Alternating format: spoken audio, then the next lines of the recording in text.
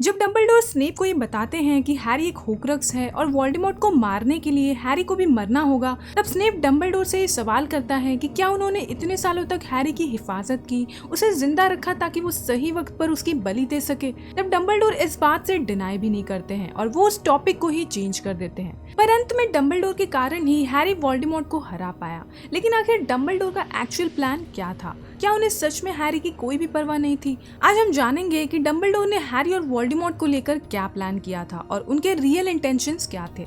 इसलिए वीडियो को एंड तक जरूर देखना। तो डंबलडोर वोल्डेमॉर्ट को हराने की प्लानिंग फर्स्ट विजिटिंग वॉर के टाइम से ही कर रहे थे। उन्होंने वोल्डेमॉर्ट और उसके फॉलोअर्स से लड़ने के लिए ऑर्डर ऑफ द फीनिक्स भी बनाया था। पर 1980 में ट्रेलॉनी ने डंबलडोर के सामने एक भविष्यवाणी की कि वोल्डेमॉर्ट को हराने वाला आ चुका है और अंत में एक की मौत दूसरे के हाथों होगी।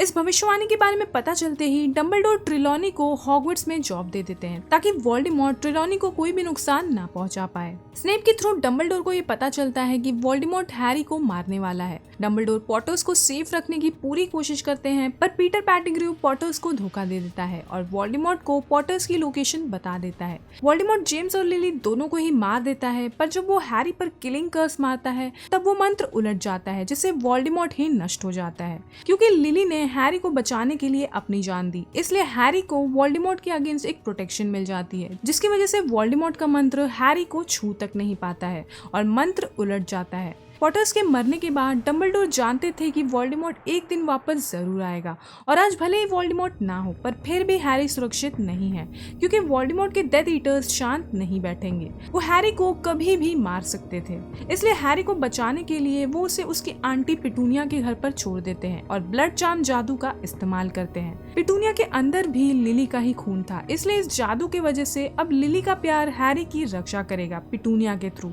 वो जानते थे कि पिटूनिया हैरी का ख्याल बिल्कुल नहीं रखेगी, पर जब तक हैरी पिटूनिया के घर पर रहेगा और उसके घर को घर कहेगा तब तक वोल्डेमॉर्ट उस पर हमला नहीं कर पाएगा और हैरी सुरक्षित रहेगा। 11 साल की उम्र में जब हैरी हॉगवर्ट्स आया तब उसने अपने पहले ही साल में वोल्डेमॉर्ट का सामना किया और हैरी के कारण ही वोल्डेमॉर्ट वापस नहीं लौट पाया, क्योंकि जैसे ही हैरी क्विरल को छूता है उसका शरीर राख बन जाता है। अपने सेकेंड ईयर में हैरी वोल्डेमॉर्ट की डायरी को नष्ट कर देता है और उस डायरी को देखते ही डंबलडोर ये समझ जाते हैं कि वो डायरी एक होक्रक्स है और अगर वोल्डेमॉर्ट ने इस डायरी को इतना केयरलेसली रखा है कि ये किसी के भी हाथ लग जाए तो यकीनन उसने और होक्रक्सेस बनाया होगा। अब डंबलडोर ये जानना चाहते थे कि आखिर वोल्डेमॉर्ट ने कितने होक्रक्सेस बनाए हैं। डंबलडोर वोल्डेमॉर्ट के पास्ट के बारे में पता लगाने लगे ताकि वो ये जान पाए कि वोल्डेमॉर्ट ने आखिर कितने होक्रक्सेस बनाए हैं। और दूसरी तरफ हैरी के अंदर जो क्वालिटीज थी, जैसे कि हैरी सांपों की भाषा बोल सकता था जो कि वोल्डेमॉर्ट भी करता था, और गॉबलेट ऑफ फायर पार्ट में जब वोल्डेमॉर्ट अपनी बॉडी दोबारा वापस पाने की प्लानिंग पीटर पेटिग्रू और बार्टी क्राउच जूनियर के साथ मिलकर कर रहा था, तब हैरी उनकी ये कॉन्वर्सेशन अपने सपने में भी देखता है।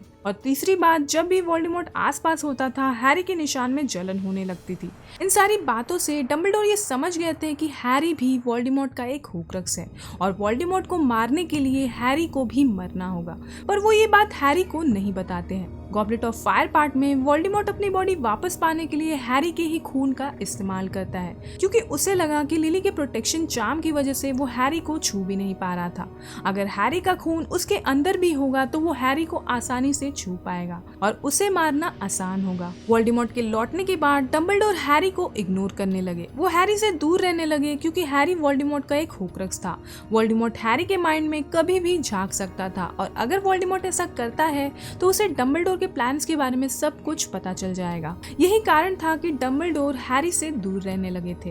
इनफैक्ट उन्होंने स्नेप से हैरी को ऑक्लूमेंसी के लेसन्स भी देने को कहा ताकि हैरी अपने माइंड को ब्लॉक करना सीख सके। पर मंत्रालय में जब वोल्डेमॉर्ट हैरी को पसेस करता है तब हैरी के माइंड में जो अपने दोस्तों के लिए प्यार था और सीरियस को खोने का जो दर्द था, वोल्डेमॉर्ट उस दर्द को बर्दाश्त नहीं कर पाता है और वो तुरंत हैरी के शरीर को छोड़ देता है। उस पल के बाद डंबलडोर ये समझ जाते हैं कि अब वोल्डेमॉर्ट कभी भी हैरी और उसके माइंड के बीच जो कनेक्शन है उसका इस्तेमाल नहीं करेगा। डंबलडोर वोल्डेमॉर्ट के पास्ट के बारे में पता लगाने लग जाते हैं ताकि उन्हें ये पता चल सके कि वोल्डेमॉर्ट ने आखिर कितने होक्रक्सेस बनाए हैं। उनका प्लान था होक्रक्सेस को ढूंढकर उन्हें नष्ट करना ताकि हैरी बाद में खुद को सैक्रिफाइस करे, जिसकी वजह से वोल्डेमॉर्ट का जो होक्रक्स उसके अंदर है वो भी नष्ट हो जाए और इसके बाद वोल्डेमॉर्ट को खत्म किया जा सके।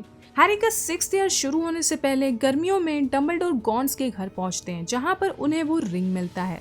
डम्बलडोर उस रिंग को पहन लेते हैं जिसकी वजह से उनका हाथ श्रापित हो जाता है। डम्बलडोर किसी तरह हॉगवर्ट्स पहुंचते हैं और उस रिंग को ग्रिफिंडोर की स्वॉर्ड से नष्ट कर देते हैं। स्नेप किसी तरह उस श्राप को डम्बलडोर के हाथ में कैद कर तो देता है, पर वो डम्बलडोर को बताता है कि ऐसे श्राप कभी भी खत्म नहीं होते, ये वक्त के साथ पूरे शरीर में फैल जाते हैं और इन्हें रोका नहीं जा सकता और अब उनके पास सिर्फ एक ही साल है। डम्बलडोर ऑलरेडी ये जानते थे कि वोल्डेमॉर्ट ने ड्रेको को उन्हें मारने की जिम्मेदारी दी है, इसलिए वो स्नेप से रिक्वेस्ट करते हैं कि वो ही उन्हें मारे। इससे वोल्डेमॉर्ट को स्नेप पर पूरा भरोसा हो जाएगा और ड्रेको भी बच जाएगा। वो हैरी को वोल्डेमॉर्ट के पास्ट और उसके होक्रक्सेस के बारे में सब कुछ बताते हैं ताकि उनकी मौत के बाद हैरी वोल्डेमॉर्ट के होक्रक्सेस को ढूंढकर उन्हें नष्ट कर सके।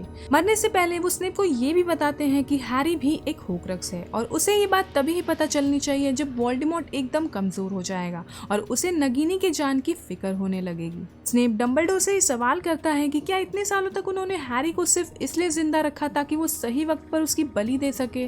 डम्बलडोर इस बात से डिनाई भी नहीं करते हैं और वो तुरंत टॉपिक को चेंज कर देते हैं। आगे चलकर उनके प्लान के मुताबिक स्नेप उन्हें मार देता है, जिसकी वजह से स्नेप वोल्डेमॉर्ट का विश्वास जीत जाता है। डम्बलडोर की मौत के बाद उनकी विल के मुताबिक हैरी, रॉन और हरमाइनी को वो चीजें मिलती है जो डम्बलडोर ने उनके लिए छोड़ा था। डम्बलडोर ने रॉन के लिए वो डिल्यूमिनेटर, हरमाइनी के लिए बीडल एंड द बार्ड की किताब और हैरी के लिए वो गोल्डन स्नेच जिसके अंदर वो रेसरेक्शन स्टोन था और ग्रिफिंडोर की तलवार छोड़ा था। हर एक चीज डम्बलडोर ने अपने प्लान के मुताबिक ही उन तीनों को दिया था। रॉन के लिए वो डिल्यूमिनेटर उन्होंने इसलिए छोड़ा था क्योंकि वो जानते थे कि एक न एक दिन रॉन हैरी का साथ जरूर छोड़ेगा और वो ये भी जानते थे कि बाद में रॉन को अपनी गलती का एहसास होगा। और डेथली हैलोज पार्ट 1 मूवी में ऐसा होता भी है।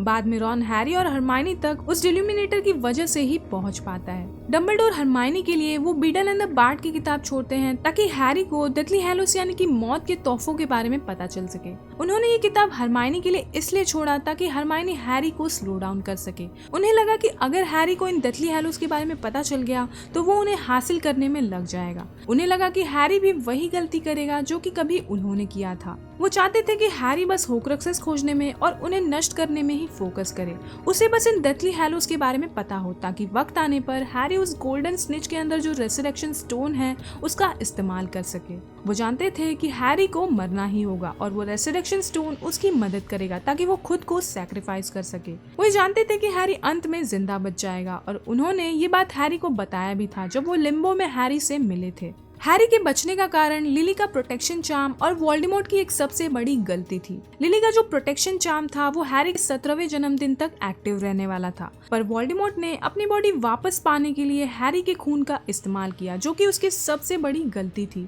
उसकी इस गलती की वजह से अब लिली का वो प्रोटेक्शन चार्म तब तक के लिए एक्टिव हो गया जब तक वोल्डेमॉर्ट जिंदा है, यानी कि जब तक वोल्डेमॉर्ट जिंदा रहेगा हैरी भी जिंदा रहेगा। इसलिए जब वोल्डेमॉर्ट हैरी को मारता है तब हैरी के अंदर जो वोल्डेमॉर्ट का टुकड़ा था वो नष्ट हो जाता है, क्योंकि प्रोटेक्शन सिर्फ हैरी के पास था, होक्रक्स के पास नहीं। अब बात करते हैं उस एल्डर छड़ी के बारे में जिसको लेकर भी डम्बलडोर ने प्लान्स बनाए थे। वो अलग बात है कि उनके प्लान के मुताबिक कुछ भी नहीं हुआ।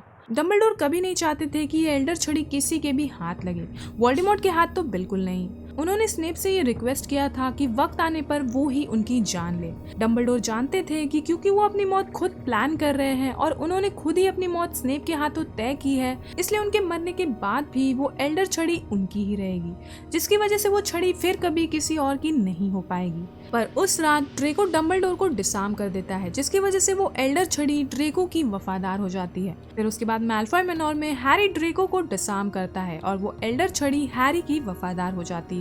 ये सब डम्बलडोर के प्लान्स में बिल्कुल नहीं था, पर फिर भी हैरी के लिए प्लान वर्क करता है। एल्डर छड़ी के मालिक होने की वजह से हैरी इस बैटल को जीत पाता है। लास्ट में जब वोल्डेमॉर्ट हैरी पर किलिंग कर्स मारता है तब क्योंकि हैरी उस छड़ी का मालिक था इसलिए वो कर्स बैकफायर हो जाता है और वोल्डेमॉर्ट मारा जाता है, क्योंकि छड़ी अपने ही मालिक को नहीं मार सकती। तो गाइस, ये थे डम्बलडोर के एक्चुअल प्लान्स। अगर आपको ये वीडियो पसंद आया तो इसे लाइक और शेयर कर देना और चैनल को सब्सक्राइब करना मत भूलना।